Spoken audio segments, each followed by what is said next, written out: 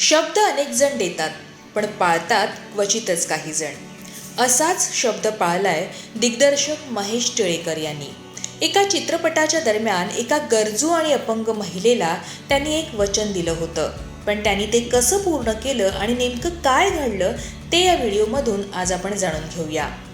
झालं असं की महेश टिळेकर दिग्दर्शित हवा हवाई या सिनेमाच्या प्रमोशन निमित्तानं ते वर्षा उसगावकर यांना घेऊन पुण्यात एका अपंगत्वावर मात करून जगण्यासाठी संघर्ष करणाऱ्या जिद्दी महिलेला भेटायला गेले होते. त्यावेळी भेट घेऊन झाल्यावर तिची प्रेरणादायी कहाणी त्यांनी सोशल मीडियावर देखील पोस्ट केली होती.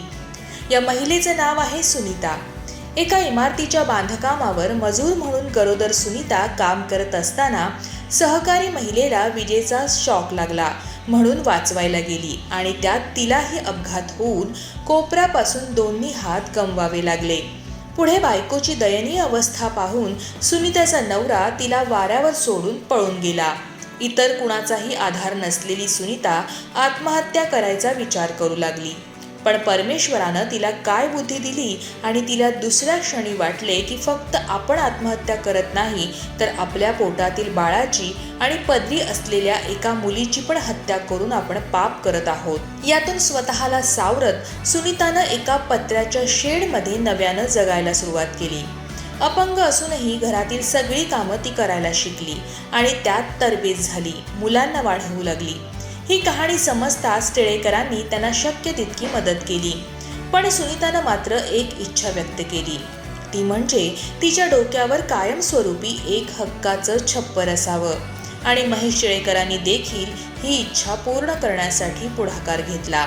त्यासाठी सरकारी योजनेतून मार्केट रेटपेक्षा स्वस्त घर मिळवण्यासाठी प्रयत्न केले. उपमुख्यमंत्री अजितदादा पवार यांनी घर मंजूर केलं, पण कागदपत्र जमवताना अनेक अडचणी आल्या. स्थानिक नेत्याने मदत करतो असं सांगत सुनीताला महिनाभर चक्रा मारायला लावल्या, पण काम काही करून दिलं नाही. पुढे तिचे फोन घेणंही टाळू लागला. मग शेवटी टिळेकरांनी याही प्रकरणात जातीनं लक्ष दिलं. या संबंधित प्रत्येक अधिकाऱ्याला फोन करून त्याच्याशी बोलून सगळ्या प्रश्नांवर मार्ग काढला. सरकारी घर मंजूर झालं तरी ते फुकट नसल्यानं बाहेरपेक्षा कमी असलं तरी पैसे भरावे लागणार होते. सुनीताला ती रक्कम ऐकून वाटलं लाखो रुपये आणायचे कुठून. इतके पैसे तिच्याकडे नव्हते. त्यामुळे हे घर आपल्याला मिळेल अशी आशा तिनं सोडली. पण केवळ आपण शब्द दिला आहे म्हणून महेश टिळेकर यांनी सुनीतासाठी पैशांची देखील व्यवस्था केली आणि तिला हक्काचं घर मिळवून दिलं.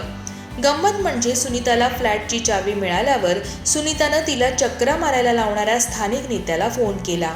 त्यावेळी टिळेकर देखील बाजूलाच उभे होते.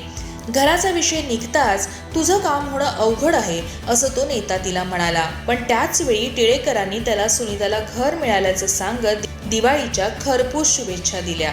आज दिवाळी निमित्ताने पत्र्याच्या शेडमध्ये राहणारी नियतीने अपंगत्व दिलेली सुनीता हक्काच्या 1 BHK फ्लॅटमध्ये राहायला गेली.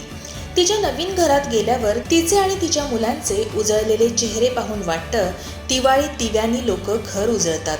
पण एका गरीब कुटुंबातील अंधार कायमचा दूर करून महेश टिळेकरांनी त्यांचं आयुष्य उजळवून टाकलं.